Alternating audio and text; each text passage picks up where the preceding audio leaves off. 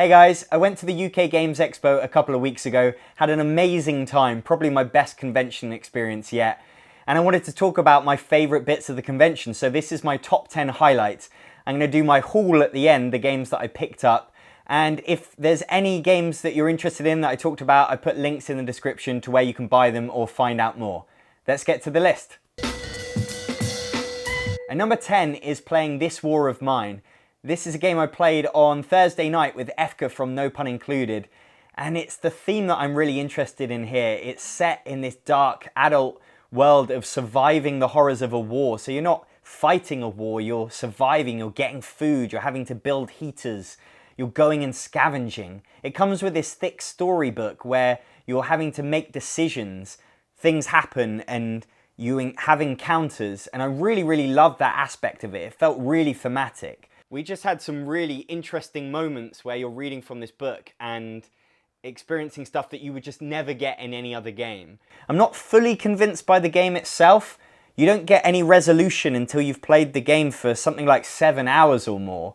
But I really enjoyed my first experience and I'm looking forward to trying it more. That's This War of Mine, based on the video game of the same name. And number 9 is getting to demo Word Slam, which is a party game from Inka and Marcus Brand that I've been excited about since Essen of last year, waiting for it to be translated from German. And I'm excited by this wave of great board game designers designing party games, much like with Codenames. Word Slam is a guessing game. Think Concept or a bit like Codenames, but you're playing in teams. There's much greater pace to it, and that's what I'm excited about with this one. You're trying to get them to guess a word on your team. So for example, I might be trying to get my team to guess Justin Bieber, and then I'm using these word cards. So I might have man and child and love and music.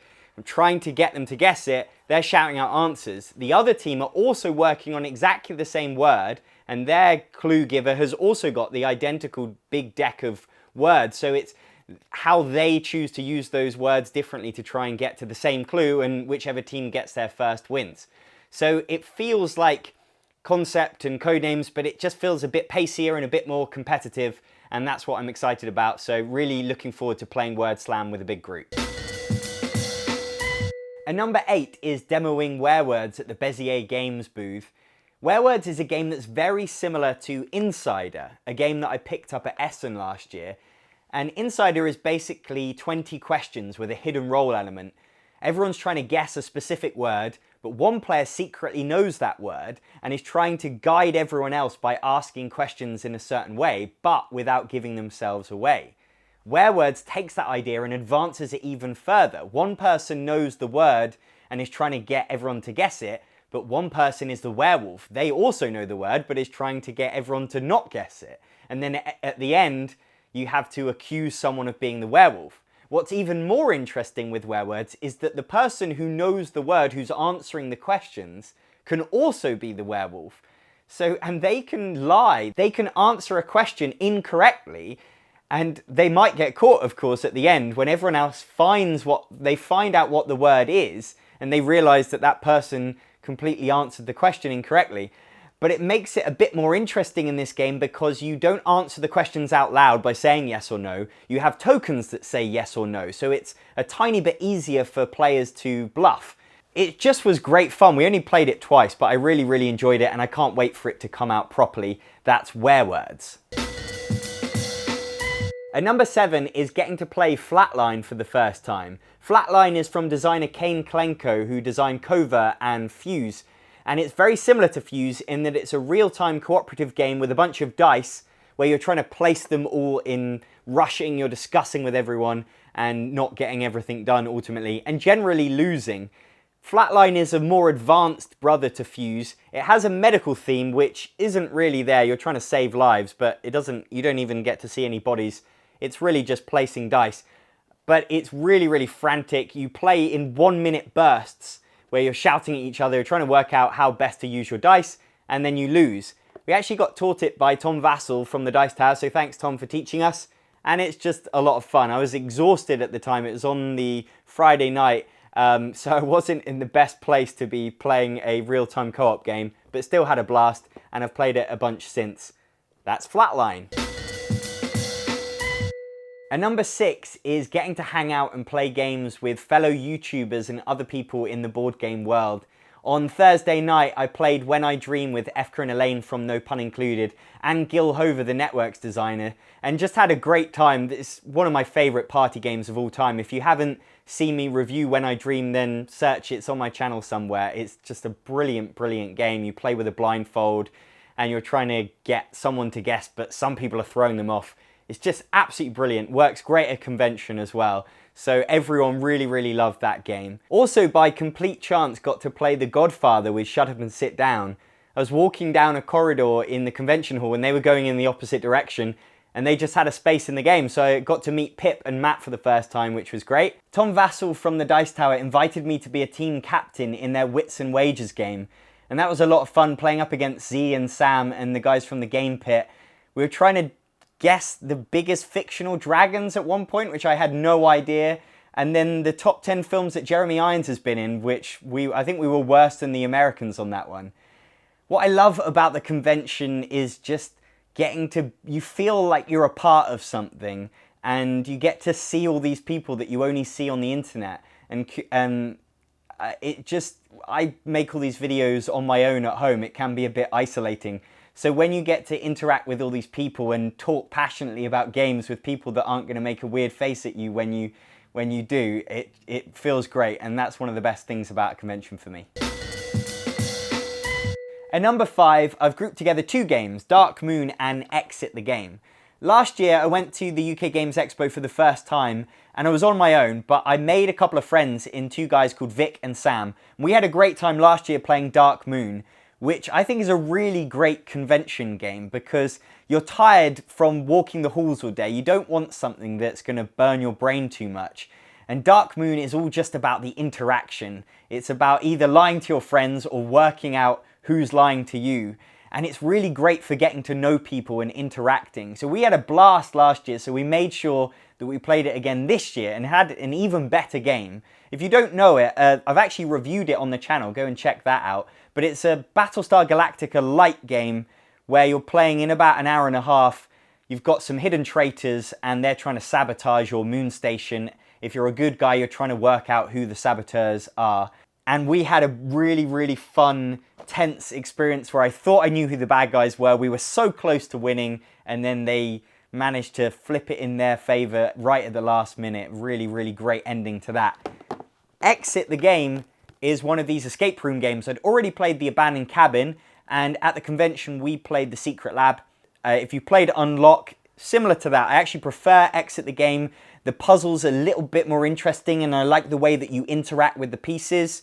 It means that the game can only ever be played once, and some people won't like that. It feels that bit more like an escape room because it's a bit more immersive, because it's a bit more tactile. I think the puzzles are really, really good. It's, again, designed by Inka and Marcus Brand, who did Village and Word Slam that I mentioned before. So I would highly recommend both Secret Lab and Abandoned Cabin from the Exit the Game series.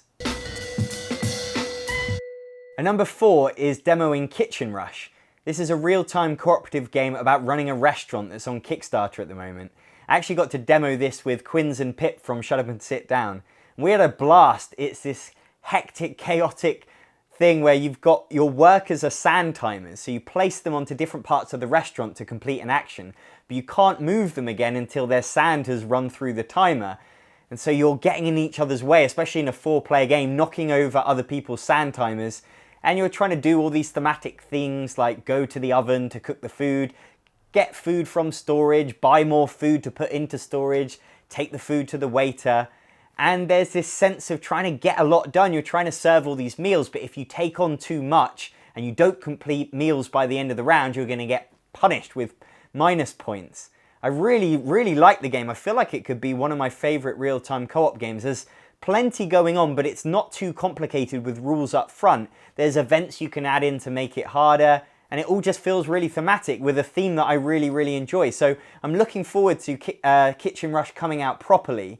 The only thing I'm a little worried about is the card artwork is really, really ugly, so I hope they improve that in time. But the game itself is fun, exciting, just everything you want from that kind of game. Kitchen Rush. And number 3 is Untold Adventures Await, which is an accessible storytelling role-playing game that uses Rorys story cubes, and it's from the company that designed those. And it's a really interesting game. I wasn't that excited about it, but I did want to try it out. I'm not that fussed about role-playing games as a rule, but I do want to get into them. I just haven't played that many. And Untold feels a bit like Fiasco, which is an indie storytelling game that's quite accessible, but it felt even easier to get into than that. It has plenty of rules to it. You're using the Rory story cubes as inspiration. You roll them and then you have to interpret the faces of the dice to create characters or to make decisions about what happens in the story. And then the game follows a classic story arc of a hero's journey, and so it's telling you when threats come in and you'll create enemies and then how that story develops. I ended up playing with a couple of guys I'd never met before, these 2 Geordie guys called Gary, and they were great fun.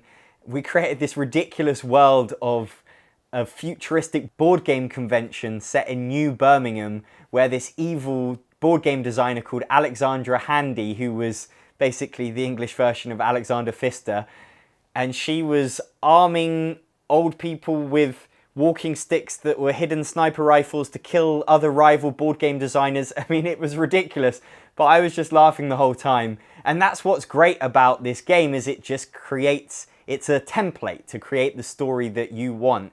You're still completely in control. You decide on the world, you decide on the characters, but it helps you get that beginning, middle, and end. Really, really enjoyed it. Can't wait to play it again. I'd highly recommend checking it out if you want to get into storytelling and lightweight RPGs. That's Untold Adventures Await.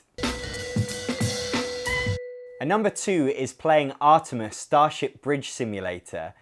This is a real experience where you are playing as part of like a Star Trek crew.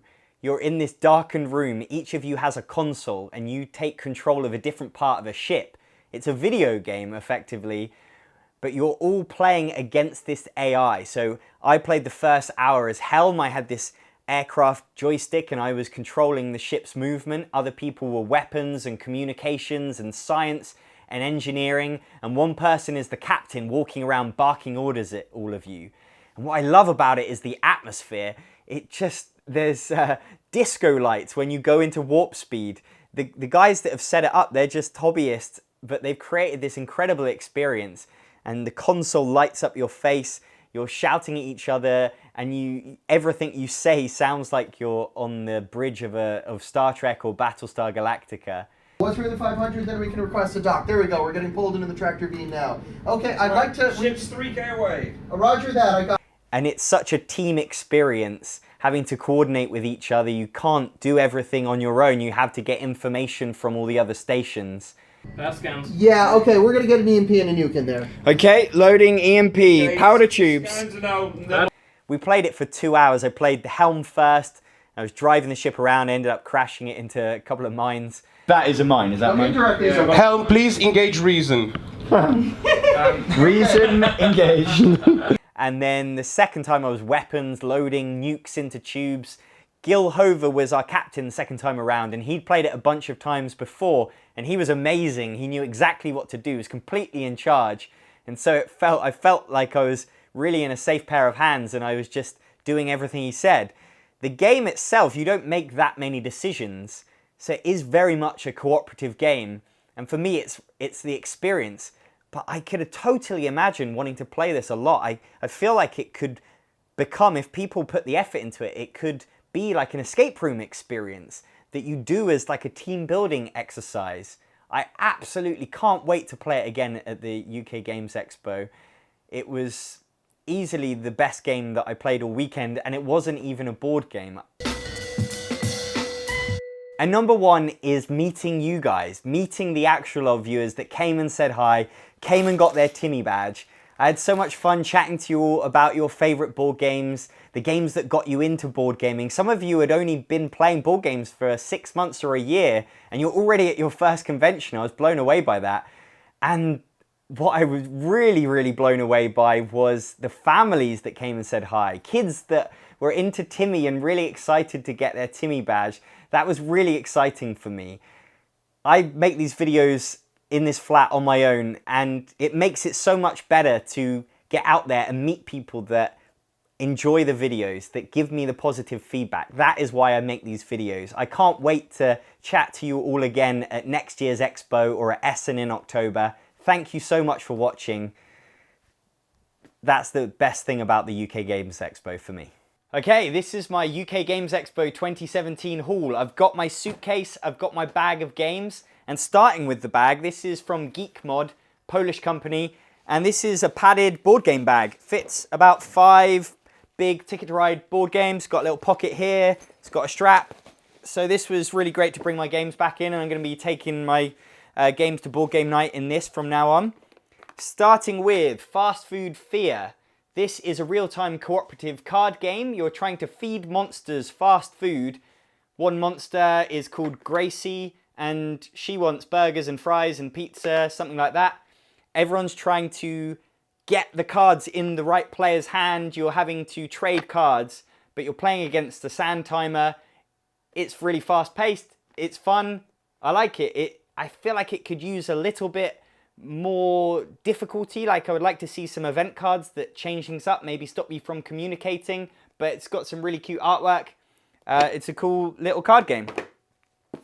Wordsy is from the Network's designer, Gil Hover, and this is a word game. This is a word game for people that can come up with long words. It doesn't have the restrictions of Scrabble or paperback, because in this game you can use any letters that you want, but you'll only score points for the letters that it wants you to use. Definitely one for people that like word games, but maybe one for people that don't even like Scrabble or other word games, because it's less restrictive.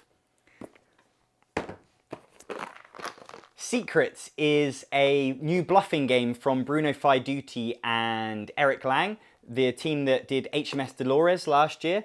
And this has got a Cold War theme. You have a faction, you're either American or Russian, and it has these really nice plastic discs that represent your faction, which theoretically won't get marked, so they're better than like a card that tells you your secret role. And you're picking between 2 cards and then giving them to another player, telling them what it is, cockroach poker style. They have to decide whether to believe you or not. And that may be based on whether they think you're on their team or not, whether they know you're on their team or not, and you're trying to get points for your team. I played it once. We had to kind of rush it. It seemed kind of interesting. Not 100% sure I love it, but I'm looking forward to giving it a try again. I like these kind of games generally. That's Secrets. Rings Up is a game that we played. We stupidly went to Resort World, which is this big complex with restaurants and shops near the UK Games Expo. We went there for dinner one night. There were queues everywhere. We went to Pizza Express. We got in. Hooray! We had to wait an hour and a half for our food. Oh dear. We had this game with us. This is a simple, silly kind of kids party game where you have a bunch of plastic rings. There's a card flipped over, and you have to put them on your thumb in a certain order. The first person to do it wins that point. It's very similar to Go-Go Gelato or Dr. Eureka, those kind of things. It was a lot of fun for us, and it worked in a restaurant. So that's Rings Up. Dice Forge is one that I didn't play at the convention, but I picked up. This has got a lot of buzz. This is like an advanced copy. It's not out yet. And this has quite an interesting, innovative thing. Feels a little bit like a deck builder, but instead of building a deck of cards, you're building dice. You're putting new faces on your dice. You're rolling your dice to get resources, and then you're using those resources to buy new dice faces. So you clip them off, put new ones on, and then when you roll your dice in the future, you're more powerful. You're getting more resources to get more points. We've played it once so far. It went really quickly. It has incredible artwork, and they've just put a lot of effort into the feel of this. Not sure it's 100% for me. It has, but it does. It's very simple, very gateway, and it's very innovative. So I'm looking forward to trying this one out again. That is Dice Forge. Catch the Moon is another game that I didn't get to demo at the convention. The tables for this one were always full, partly because it looks really, really nice on the table. This is a dexterity game where you're building up with these wooden ladders and you're creating this awesome little construction and you're trying to catch the moon. A fun dexterity game that has just enough going on. You're balancing these ladders. They're really light. They feel a little bit cheap, like a little bit like you could break them too easily. What I found interesting is that you can stack one on and the whole structure will move, but not fall over. And so it has these really tense moments where everyone takes a deep intake of breath as this thing moves, but they get away with it in the end. So you're being told by a dice whether to have your ladder touching one other ladder, two other ladders, or you have to catch the moon, which means you have to place your ladder so that it is the highest point of the structure so far. And if any ladders fall off in your turn, you take Tears of the Moon. It has this really cute theme, but it's a really cool dexterity game. So yeah, excited to play this one again. That's Catch the Moon. Fanhunter Urban Warfare is a heavy box full of miniatures. This is a miniatures game based in a world of a famous Spanish comic called Fanhunter. And it's a very interesting dystopian future where all geeky stuff has been outlawed. So you're not allowed comics or role-playing or video games, anything like that. And the government are hunting you down. They are fan hunters. And you are the resistance playing as the geeks that have learned kung fu, but through their favorite comic book heroes, things like that. And they are fighting back. Got some incredible miniatures in this. I've only played a very simple opening scenario, so I don't have any kind of opinion on it yet. Looks really nice. If you're into miniatures games and interesting themes, you might want to check out Fanhunter Urban Warfare.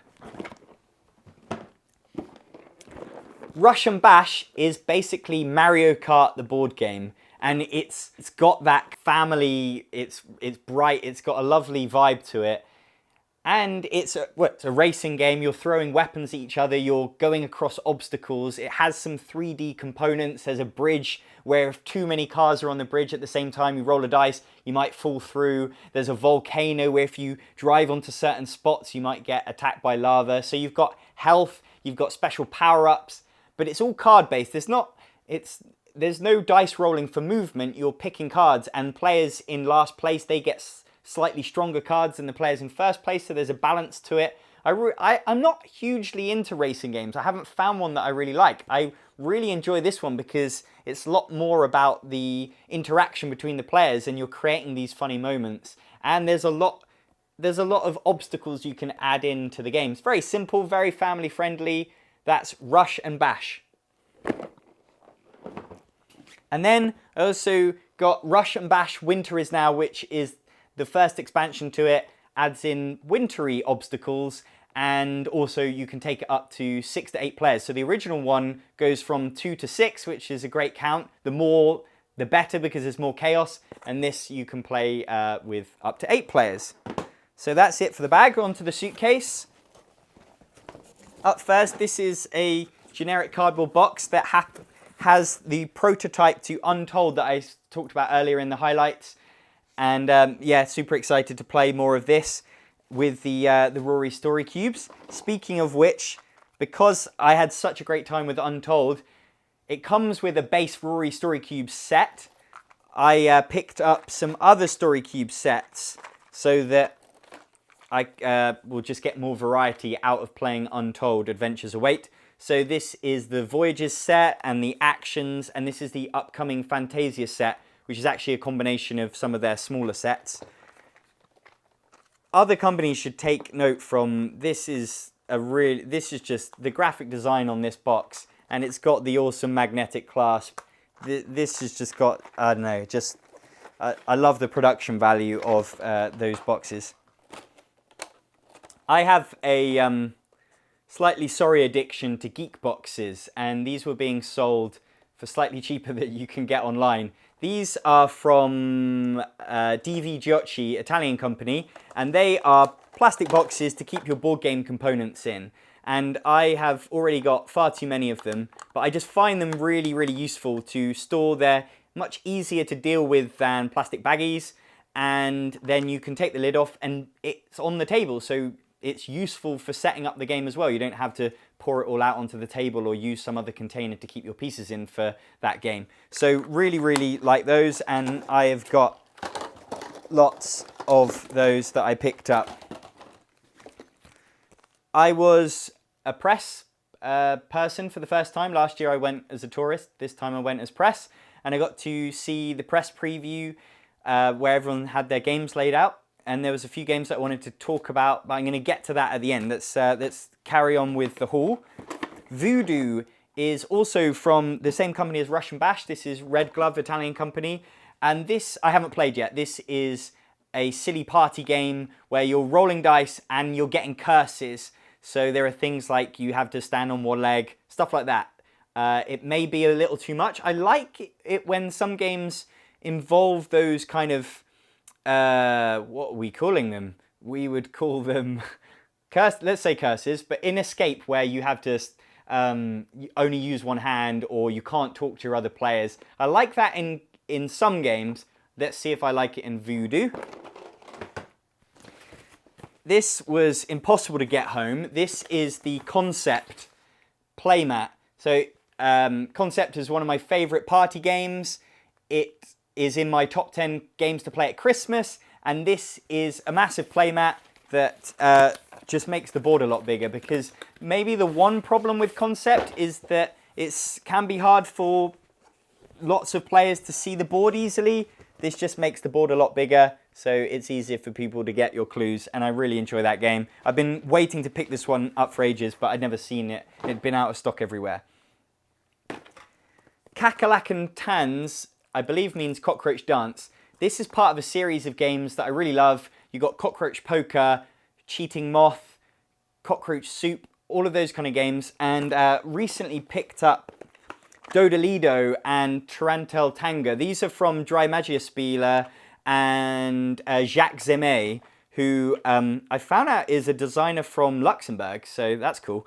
And he's designed pretty much all of these series, and this one I think involves dancing, so it's maybe a bit more advanced than these ones. These are really cool drinking games. Tarantula Tango it's one of these games where you're playing cards fast, you're having to say a word when you play your card, but actually you're having to make animal noises in this one. But there's so many different rules that you can bring into the game where if this happens, you have to say this, not that, and you just, it really screws with your head. Really, really enjoy that game. So I'm super excited to play more games in that series.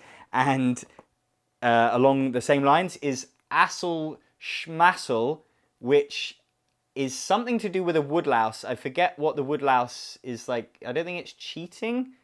I think it's chaotic woodlouse or something like that.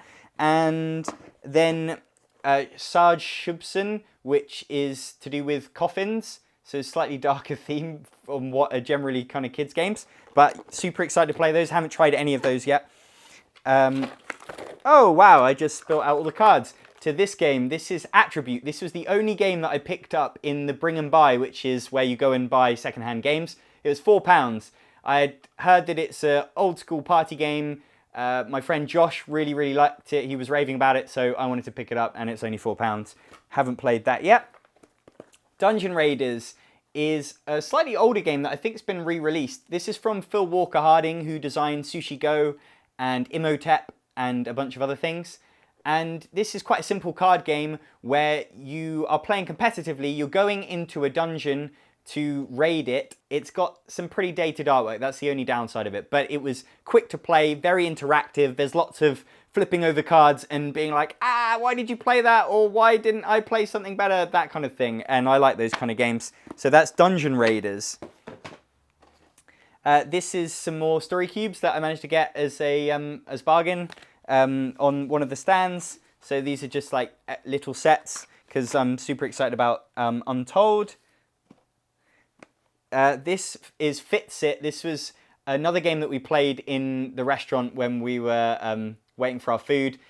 This is a game where you have to connect up stuff. So you've got, doesn't need a plug or a battery and has a hole and usually comes in a box. and you're having to, you want to play as many of these cards as possible down in a line, but you have to say something out loud that combines all of those things. So it feels like a bit of a reverse Codenames, kind of.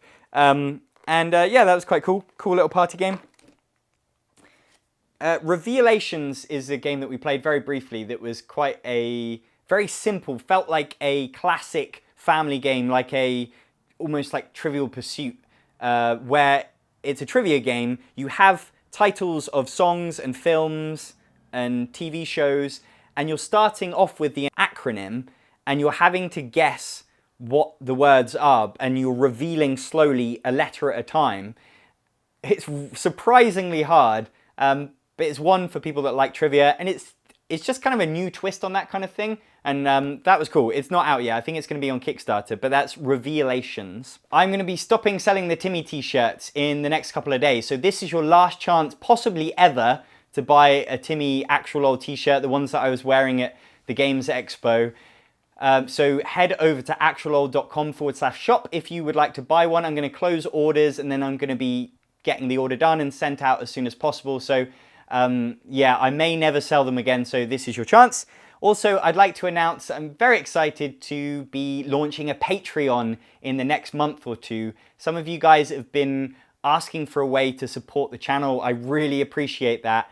I would like to be able to put more time and effort into making these videos, and I hope that Patreon is going to be the way to go with that. So please keep an eye out for that. I would really appreciate your support. The UK Games Expo this year was the most fun that I've had at a convention so far, and some of that was meeting all of you guys. I had a really great time on that front. I think one of the reasons I had a great time was because I've got better at doing conventions. Last year when I went for the first time, that was my first ever convention. I had no idea what to do. I got exhausted the whole time. I kept walking around the halls, not achieving anything, carrying huge heavy boxes on my back the whole time. So I've learnt my lessons. Don't carry games around all the time. Put them in the cloakroom. Have a plan. Mark down on the map the places you want to go to, the things that you want to do, so that you feel like you've achieved stuff. It's good to plan games with friends. You're going to really struggle. The gaming rooms at night, especially on the Saturday, are rammed. So it can be good. I got lucky.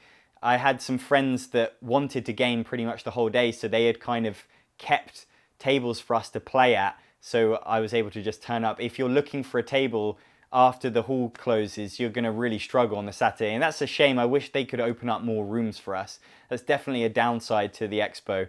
And the hall gets really busy on the Saturday. So if you are not someone that loves crowds, then I would recommend the Friday is probably the quietest day. Sunday is also kind of quiet.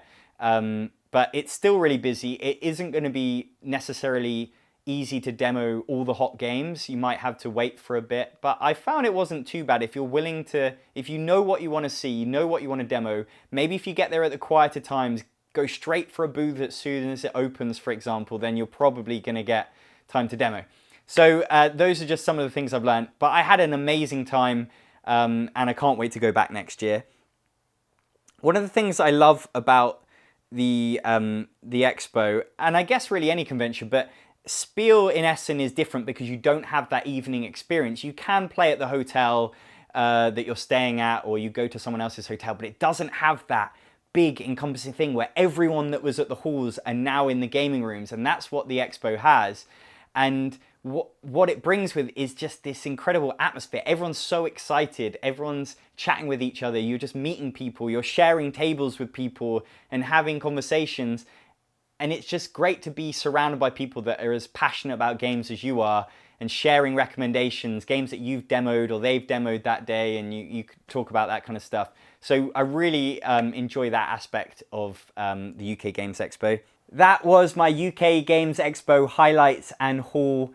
Thank you for watching.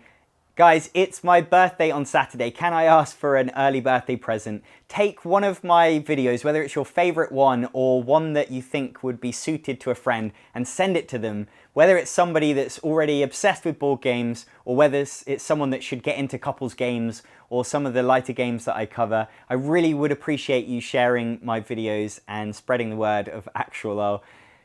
I hope to meet you at a future Games Expo or Essen later this year, and there are Timmy Badges. There's still hundreds of Timmy Badges available for you. Thank you so much for watching. I'm Jon Purkis. Bye.